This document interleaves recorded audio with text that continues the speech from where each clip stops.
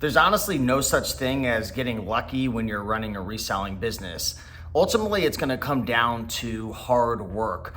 A lot of people, they run a business and sometimes they blame outside factors. Oh, eBay or the thrift store, or I got a return. They're blaming the customer. But at the end of the day, these are short-term things that are happening.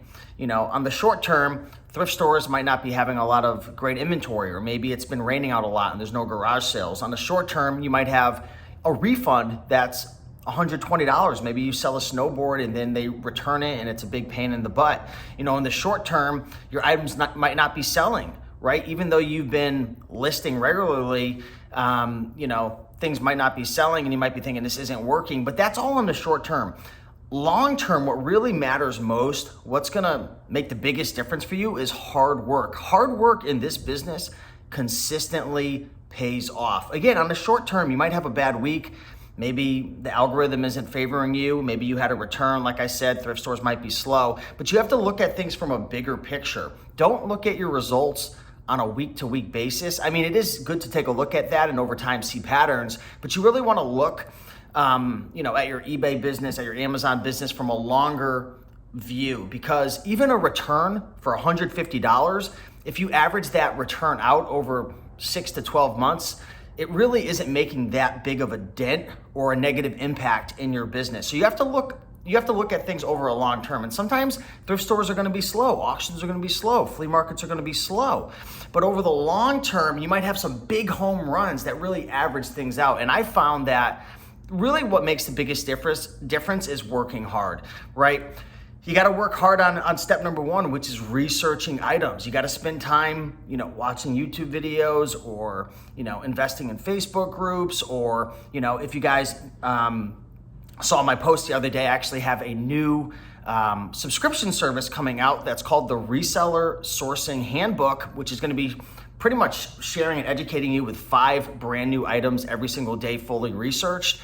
You got to go out there and you have to experiment. You have to buy items. You have to list regularly. That's how you learn. That's the foundation of your business, right? You've got to learn. And then once you learn, you got to go out there and apply it, and you have to go source these items at a good price. Then you have to list regularly. Then you have to ship. You have to deal with customer service. You have to improve your inventory management system. You might have to build a SKU system to be able to track things better and get your bookkeeping in line and taxes. But long term, what matters most, even if things might be a little bit tough right now and sales might be slow, or you might be having returns or refunds or issues with customers, and you're just like, oh, look at things from a longer period, look at things from a longer view, right? From like a higher up viewpoint, from a 30,000 foot overview versus a 2,000 foot overview, because really what happens on a day-to-day, it does make up your results long-term, but having one bad day, right? If you binge eat, or you don't go to the gym for one day, or you have a bad workout, that's not gonna make the difference, right? It's consistently, are you listing? Are you consistently going to the gym? Are you consistently dealing with the problems when they come up in your business, or are you just hiding them? Right? Or you just pushing them to the side and then a huge problem occurs. So look at your business from a longer viewpoint. I think that's really the main point I want to get across, and hard work pays in this business. This isn't like playing the lotto. Yeah, every now and then you're going to get lucky and find, an item that you pick up from a garage sale for $1 that sells for $400. That isn't going to happen often. You get lucky, but that lucky pickup that nets you $400 profit at the end of the day isn't going to make or break your business, and it's not really even probably going to make that big of a dent in your business when you average it out over the long term. So just wanted to send you guys this short message. Keep hustling, keep grinding. Again, make sure you invest in yourself, invest in learning about new products, because I can't tell you enough, if you don't have the knowledge to be able to understand and see those profitable items out there in the field at thrift stores and garage sales and on Facebook Marketplace and auctions and flea markets, you're leaving a lot of money on the table. So